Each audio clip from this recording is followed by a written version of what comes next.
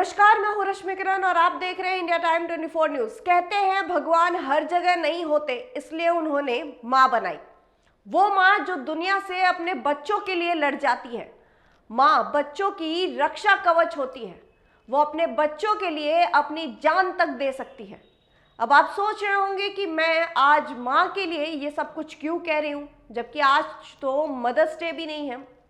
तो आपको बता दूं कि मैंने अभी जो कुछ भी माँ के बारे में बातें कही है उससे आप भी सहमत होंगे, क्योंकि ये बात कहीं ना कहीं सही है। लेकिन आज जो मैं आपको बताने वाली हूं उसको सुनकर आपकी रूह कांप जाएगी। आप भी सोचेंगे कि क्या कोई माँ अपने बच्चे के साथ ऐसा कर सकती है। जो माँ अपनी बच्चों की रक्षक होती है वही उनकी भक्षक बन गई। खबर है आर्टिफिशियल इंटेलिजेंस की दुनिया में जाना पहचाना नाम बन चुकी 39 साल की सूचना सेठ की। सूचना सेठ ने एक ऐसी वारदात को अंजाम दिया है जिसके बारे में सुनकर हर कोई हैरान है। बेंगलुरु की स्टार्टअप कंपनी की सीईओ, जिनका नाम सूचना सेठ है और उम्र 39 साल है, उसने अपने 4 साल के बेटे की 8 जनवरी की रात को गोवा के एक होटल के कमरे में निर्मम हत्या कर दी। बेटे की हत्या के बाद सूचना सेठ ने अपना बायां हाथ काटकर आत्महत्या करने की कोशिश की, मगर उसके बाद उसका मन बदल गया। उसने अपने बच्चे के शव को बैग में पैक कर दिया। इसके बाद 30,000 रुपए खर्च कर टूरिस्ट टैक्सी मंगवाई और बेंगलुरु के लिए रवाना हो गई।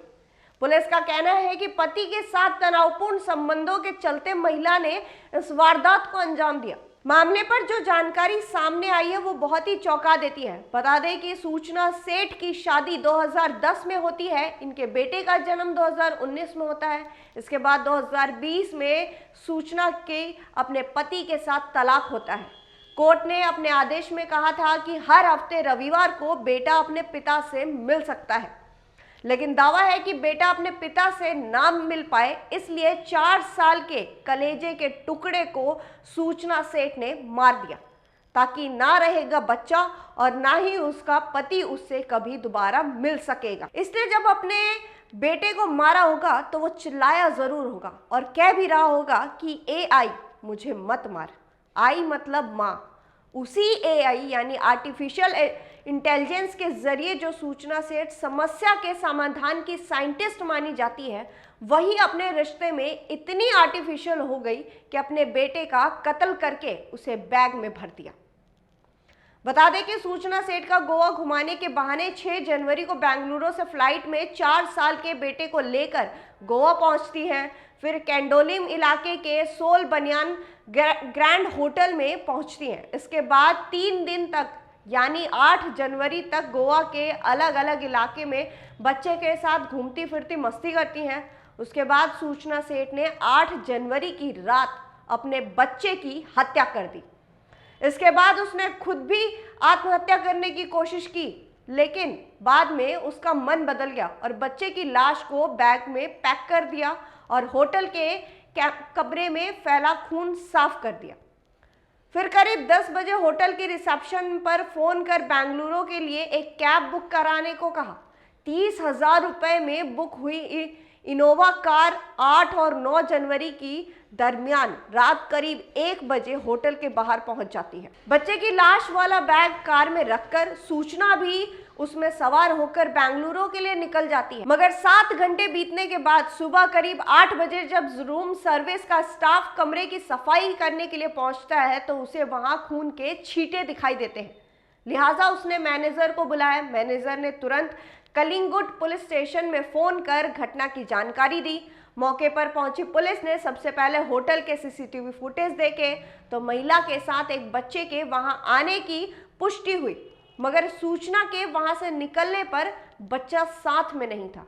लिहाजा पुलिस ने ट्रैवल एजेंसी से संपर्क कर कैब ड्राइवर का नंबर मांगा। इसके बाद कैब ड्राइवर को फोन किया।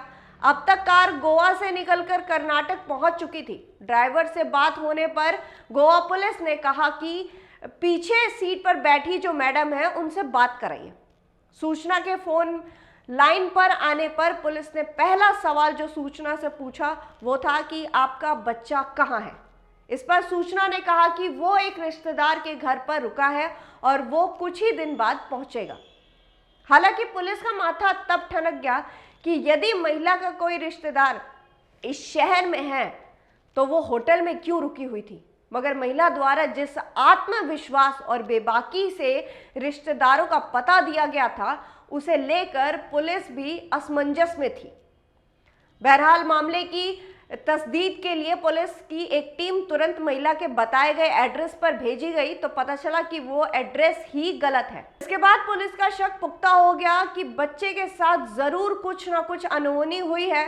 लिहाजा पुलिस ने इनोवा के ड्राइवर को दोबारा फोन किया और कहा कि कैब को तुरंत नजदीकी थाने में ले जाकर वहां के पुलिसकर्मी से बात कराओ।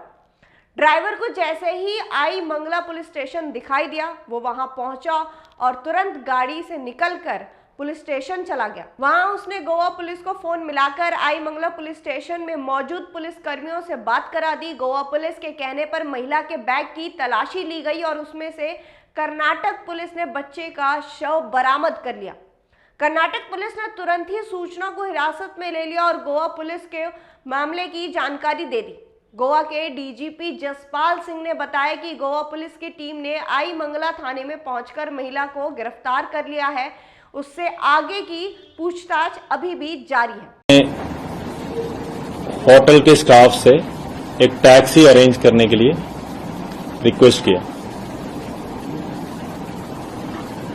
उनको जाना था बेंगलुरु, तो टैक्सी होटल के स्टाफ ने ये पूछा कि बेंगलुरु के लिए गोवा से फ्लाइट चीप रहेगा और टैक्सी ज्यादा महंगा पड़ेगा, बट वो लेडी इंसिस्ट किया कि उनको टैक्सी चाहिए। इमीडिएटली चेकआउट किया, अपने लगेज टैक्सी में रखा। टैक्सी होटल के स्टाफ ने अरेंज करके दिया था। जब ये चेकआउट होने के बाद अर्ली मॉर्निंग में होटल के स्टाफ रूम के सफाई के लिए गया तो वहां पे रेड कलर्ड स्टेन्स मिला, जो उनको लगा ये ब्लड है। इमीडिएटली होटल के लोगों ने पुलिस स्टेशन कलंगुट को इन्फॉर्म किया। जैसे ही पुलिस स्टेशन कलंगुट में इंफॉर्मेशन आया, परेश पीआई अपने टीम के साथ वहां पे पहुंचा होटल में और प्राइमा फेसी ब्लड स्टेन्स लगा, तो इमीडिएटली लेडी से कांटेक्ट करने की कोशिश की। जो ड्राइवर लेडी को लेके जा रहे थे उनके मोबाइल नंबर होटल से मिला। ड्राइवर से बात की, ड्राइवर के फोन के थ्रू वो लेडी से भी बात की, तो उनसे पूछा कि आपके बच्चे कहाँ हैं।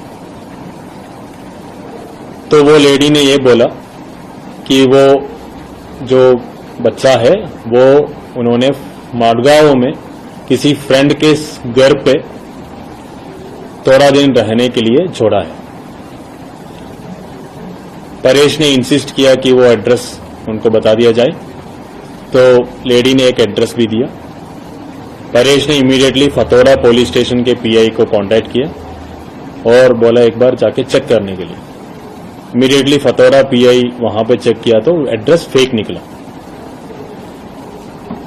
Showing presence of mind, Paresh ने without the knowledge of the lady driver से बात किया और ड्राइवर से ये इंफॉर्मेशन पास किया कि immediately the taxi has to be taken to the nearest police station. तो हमें पता भी चला कि ये चित्रदुर्ग डिस्ट्रिक्ट में आई मंगला पुलिस स्टेशन के जुरिस्डिक्शन में था। कंसर्न एसपी से भी मैंने बात की और पीआईस के बीच में भी बातचीत हुआ।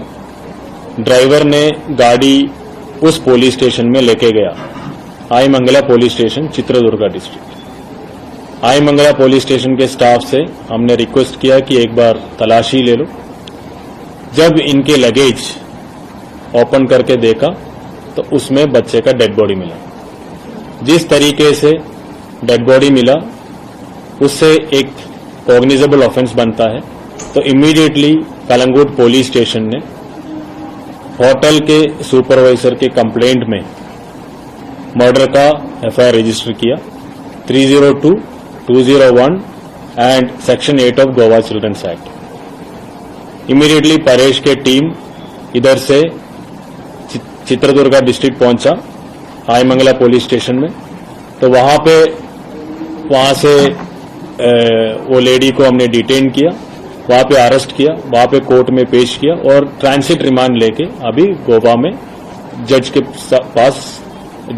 पास केरल के रहने वाले बच्चे के पिता वेंकटरम पीआर इंडोनेशिया में रहते हैं। बच्चे के मर्डर की सूचना पर वो बेंगलुरु पहुंचे और फिर वहां से चित्रदुर्ग पहुंचकर पोस्टमार्टम की औपचारिकता को पूरा किया। इसके बाद बच्चे के शव को राजाजी नगर के हरिश्चंद्र घाट ले जाया गया, जहां रमन ने अंतिम संस्कार किया। शव परीक्षण की देखरेख करने वाले सरकारी चिकित्सक डॉक्टर कुमार नाइक ने मंगलवार को खुलासा किया कि बच्चे की हत्या 36 घंटे से अधिक समय पहले की गई थी और उसका गला घोंटकर उसे मारा गया है। डॉक्टर नाइक ने कहा कि शरीर पर चोट के कोई निशान नहीं है, ऐसे में हो सकता है कि तकिए का इस्तेमाल करके उसका दम घोटा गया। इस खबर में फिलहाल इतना ही। देश और दुनिया की तमाम खबरों के लिए आप बने रहिए हमारे साथ और देखते रहिए इंडिया टाइम 24 न्यूज। खबरों से खबरदार रहने के लिए चैनल को सब्सक्राइब करें और प्रेस करें बेल आइकन।